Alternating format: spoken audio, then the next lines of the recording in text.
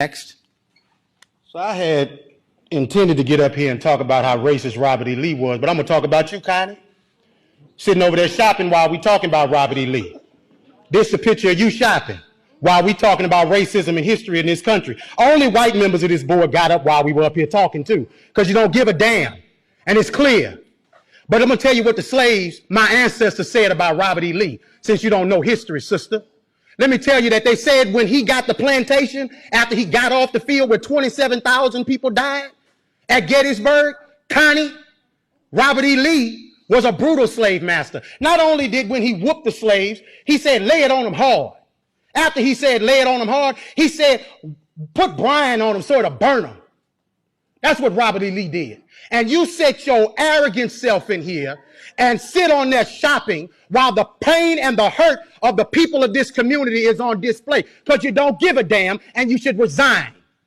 You should have resigned 2 years ago when you choked a white man in his house. You should have resigned 2 weeks ago when you got on TV and said foolishness. And you should walk out of here and resign and never come back, because you are the example of racism in this community. You are horrible. Now to the rest of the board.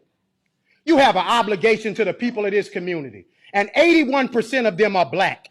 And do you need a Klan rally outside, Mr. Goday, before you end it? Because holding it up means that you put that building in jeopardy. You do, sir. Because all over the country, they're burning stuff down.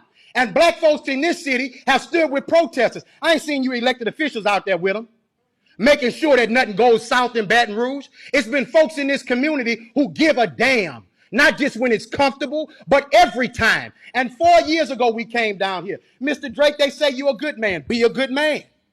Black folks say you're a good man. White folks say you're a good man. Your legacy is attached to tonight, brother. Your legacy. Now, let me say to the black members of the board, it's the most solidarity I've seen out of y'all in forever. Let's keep it that. Let's stand on this moving forward, because we don't need to apologize for Connie, Evelyn.